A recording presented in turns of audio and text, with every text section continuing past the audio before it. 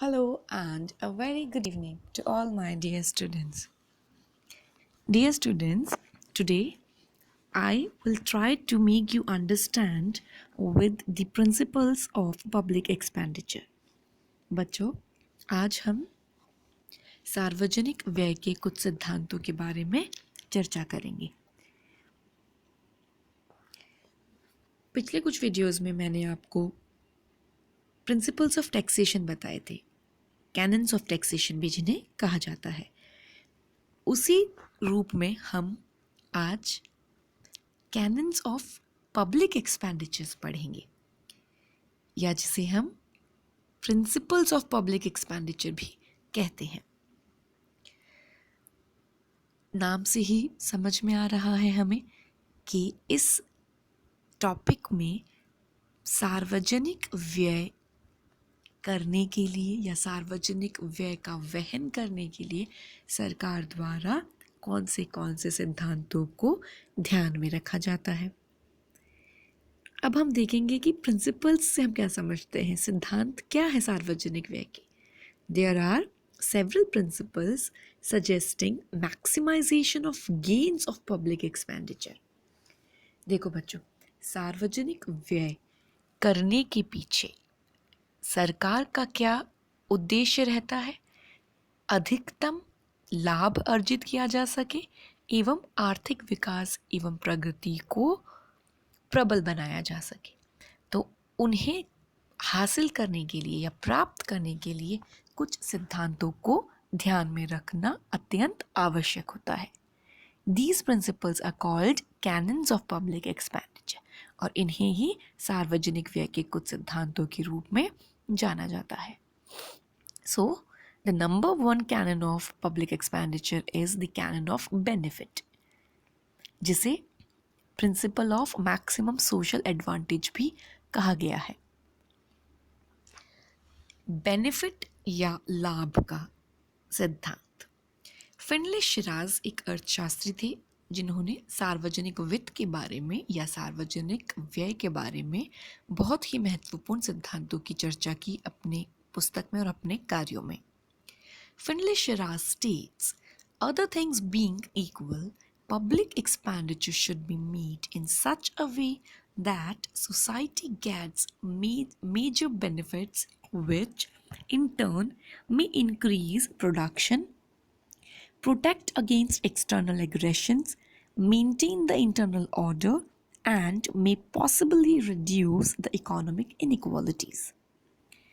देखिए बच्चों, फिनले शिराज एक अर्थशास्त्री थे जिन्होंने सार्वजनिक व्यय को इस रूप में परिभाषित किया या इस रूप में व्यक्त किया कि किसी भी समाज या अर्थव्यवस्था द्वारा उस देश के नागरिकों या उस देश के विभिन्न कार्य क्षेत्रों में व्यय को इस रूप में वहन करना चाहिए या खर्च करना चाहिए जिससे कि उत्पादन में, सामाजिक सुरक्षा में या बाहरी एग्रेशंस से या इंटरनल ऑर्डर आंतरिक सुविधाओं में सुचारू रूप से कार्य होता रहे एवं आर्थिक असमानताओं में कमी आए। तो अर्थ क्या हुआ, उद्देश्य क्या हुआ? लाभ कमाना। Principle of maximum social advantage, ये डेल्टन की एक थ्योरी है जो मैं आपको बताऊंगी। Principle of maximum social advantage आपके सिलेबस का भी एक पार्ट है। तो पब्लिक फाइनेंस जो है वो हमेशा मैक्सिमम सोशल बेनिफिट की तरफ ध्यान देता है, अधिकतम सामाजिक लाभ, मैक्सिमम सोशल बेनिफिट या advantage. Achievement of these objectives can be possible only when public expenditure is made not for an individual or a class but for the whole society। अब जब बात की गई है अधिकतम सामाजिक लाभ को अर्जित करने की, तो यह जो उद्देश्य है वो सिर्फ और सिर्फ तभी अर्जित किया जा सकता है जब सार्वजनिक व्यय एक व्यक्ति या व्यक्तिगत रूप में ना किया गया हो, अन्यथा या इसके विपरीत पूरे समाज को ध्यान में रख करके किया गया हो।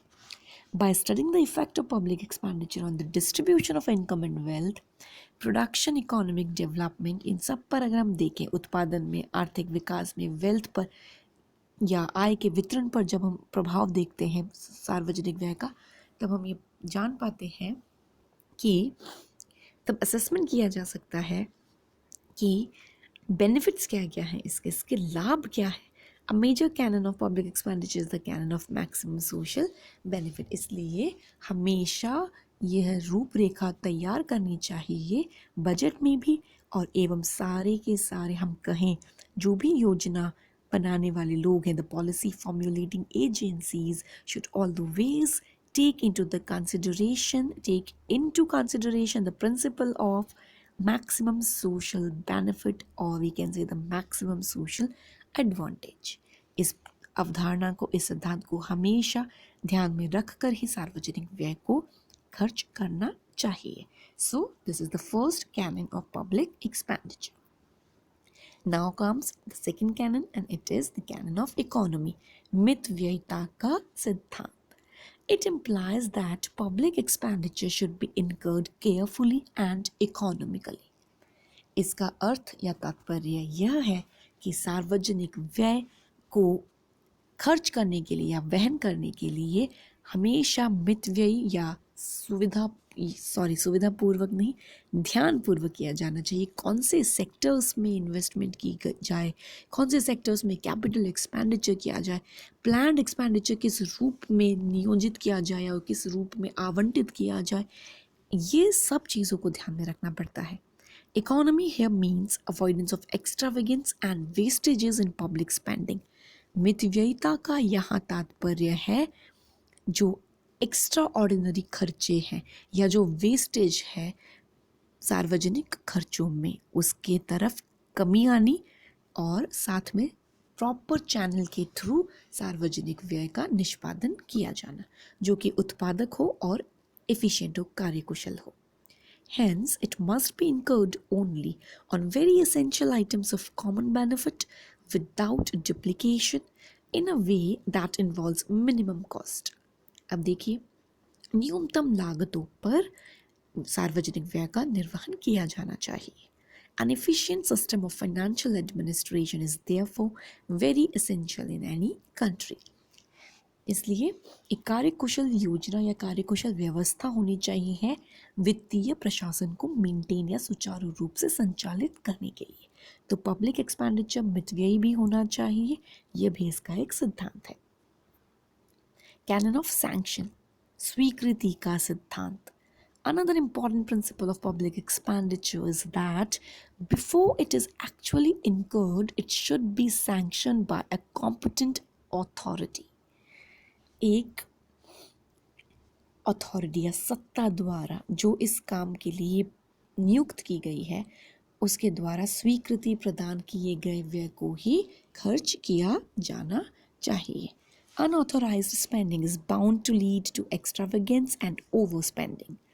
जब गैर सत्ता या जहाँ पर अधिकार नहीं है उनके द्वारा अगर ये सैंक्शन मिल जाता है या फिर मिलता भी नहीं है, तो क्या होता है, एक्स्ट्रावेगेंस या ज़्यादा खर्चे होने स्टार्ट हो जाते हैं। It also means that the amount must be spent on the purpose for which it was sanctioned. और इसका तात्पर्य इससे भी है कि जिस मद में या जिस क्षेत्र में सार्वजनिक व्यय को स्वीकृति प्रदान की गई है, उसी क्षेत्र में सार्वजनिक व्यय को खर्च किया जाना सुनिश्चित किया जाए। ठीक है, सैंक्शन स्वीकृति बहुत इंपॉर्टेंट रोल प्ले करेगा। As a rule, therefore, money must be spent on the purpose for which it is sanctioned by the highest authority and accounts be properly audited। और जो भी अकाउंट्स है या लेखा जोखा है उसका ऑडिट भी उसी अकॉर्डिंग होना चाहिए। तो कैनन ऑफ सैंक्शन भी एक इम्पॉर्टेंट सिद्धांत है। Canon of surplus, फिनले Siraj states, other things being equal, public expenditure should be made in such a way that society gets major benefits, which in turn may increase production, protect against external aggressions, maintain the internal order, and may possibly reduce the economic inequalities। अब देखिए, public expenditure को ध्यान रखना है आधिक्य की ओर। सिद्धांत यहाँ पर कौन सा आया? सरप्लस का, आधिक्य का। बजट जब हम पढ़ते हैं बच्चों तो हम ये देखते हैं कि सार्वजनिक व्यय सार्वजनिक आय से कम होना चाहिए ताकि घाटे की अवस्था उत्पन्न ना हो। किसी भी प्रकार का घाटा, रेवेन्यू डेफिसिट हो, फिस्कल डेफिसिट हो या हमारा प्राइमरी डेफिसिट हो, राजस्व घाटा हो या राजकोषीय घाटा हो या प्राथमिक घाटा। तो बजट का उद्देश्य हमेशा इस ओर होना चाहिए कि सार्वजनिक व्यय सार्वजनिक आय की तुलना में कम हो। तो कैनन ऑफ सरप्लस, आधिक्य का सिद्धांत भी ध्यान में रखना होता है, लेकिन इस तरह के सिद्धांत को हमेशा प्राप्त करना मुश्किल होता है।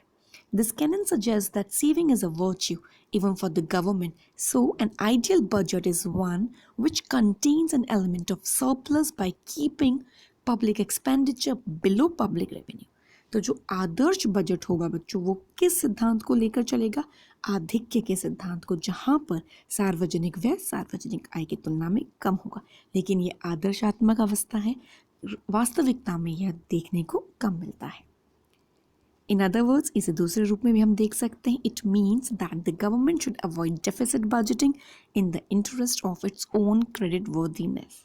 सरकार को अपने खुद के ऋणों की या अपनी खुद की फाइनेंशियल स्टेबिलिटी को मेंटेन करने के लिए घाटे की बजटिंग का सहारा नहीं लेना चाहिए।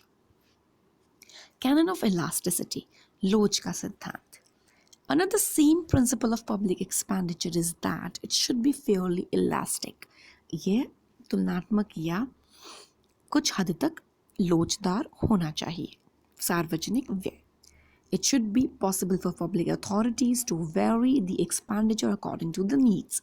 जैसे टैक्सेशन में इलास्टिसिटी का कंसेप्ट था, वैसे ही सार्वजनिक व्यय भी कुछ हद तक लोचदार होना चाहिए। जब भी सरकारी अथॉरिटीज़ या सत्ता को अधिक सार्वजनिक व्यय करने की आवश्यकता पड़े तो वो इस तरह का व्यय कर सके, चाहे वो व्यय राजस्व व्यय के रूप में हो, पूंजीगत व्यय के रूप में हो, विकास व्यय के रूप में हो, गैर विकास व्यय, नियोजित व्यय या गैर नियोजित व्यय। और अगर कमी लानी है तो उसे भी किया जा सके। A rigid level of expenditure may prove a source of trouble and embarrassment in bad times. Alteration in the upward direction is not difficult, but elasticity is needed most in the downward direction. देखिए बच्चों, लोच की बात जब सार्वजनिक व्यय को बढ़ाने के दृष्टिकोण से की जाए तो वो करना आसान होता है, लेकिन जब सार्वजनिक व्यय में कटौती की जाए तो वो डिफ़िकल्ट सिचुएशन हो सकती है, क्योंकि इससे वह क्षेत्र भी प्रभावित हो सकते हैं जो ऑलरेडी पब्लिक एक्सपेंडिचर की सुविधाओं का फ़ायदा प्राप्त कर रहे हों। It is not so easy to cut down expenditure.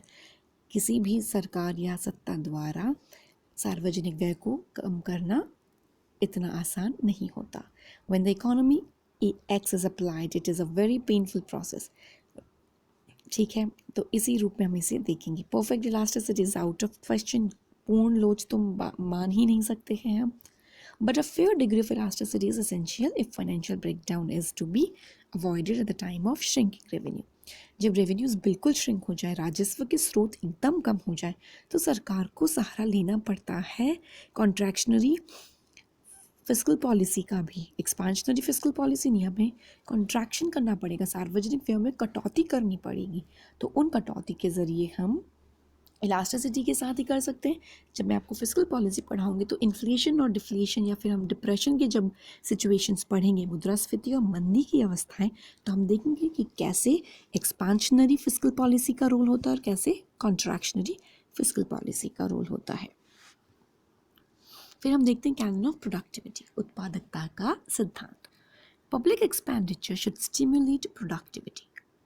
ठीक है, सार्वजनिक व्यय को हमेशा स्टिमुली या जोर देना चाहिए उत्पादकता की ओर।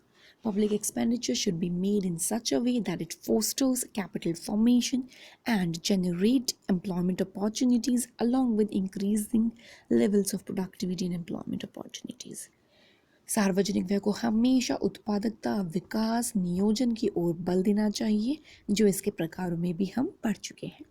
Canon of equitable distribution, very very important सिद्धांत, बहुत ज़रूरी सिद्धांत है ये, क्योंकि जब हम बात सार्वजनिक व्यय की कर रहे हैं तो हम देख रहे हैं, ये सुनिश्चित कर रहे हैं कि जो भी संसाधन सरकार के पास है, जो राजस्व प्राप्त हुआ है, उसे सरकार आवंटित करे इस रूप में जिससे संसाधनों का या धन का समान वितरण सुनिश्चित किया जा सके। Then comes the concept of canon of certainty, निश्चितता का सिद्धांत. The areas in which public expenditure is to be made should be certain so that the development works may be carried out properly. जिन क्षेत्रों में सार्वजनिक व्यय को लगाना है या खर्च करना है, उन क्षेत्रों की रूपरेखा सरकार द्वारा पहले से बनाई जानी चाहिए और वो निर्धारित होनी चाहिए, निश्चित होनी चाहिए, ताकि इनका मैक्सिमम बेनिफिट प्राप्त किया जा सके.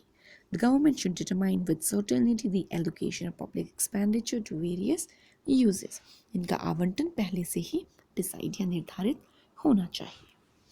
Then the canon of coordination, समन्वय या coordination का सिद्धांत. The items and amounts on which public expenditure is to be made by central, state and local self-governments should be clearly demarcated. जिन क्षेत्रों में हुआ वो तो क्लियर है, लेकिन इनमें जैसे इंडिया में हम बात करें फिस्कल रिस्पॉन्सिबिलिटीज़ की या फिस्कल पावर्स की, तो उनका डिवॉल्यूशन है, मतलब कि वो ऊपर क्षेत्र से नीचे की ओर डिसेंट्रलाइज्ड है, विकेंद्रित है.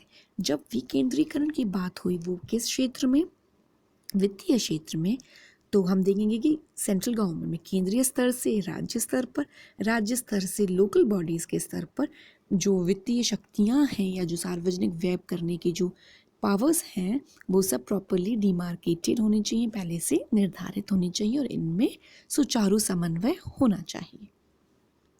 फिर हम कुछ और देख लेते हैं, मिसलेनियस या मिश्रित इनके सिद्धांत. While making expenditure, various work should be given priority according to their relative importance.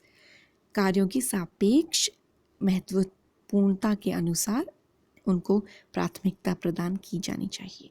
Mode of expenditure should be kept in mind. हमेशा किस तरीके से, किस प्रकार से, किस मोड से व्यय किया जाएगा उसे भी ध्यान में रखना चाहिए. So this was all about your canons of public expenditure propounded by Fenelon Shiraz.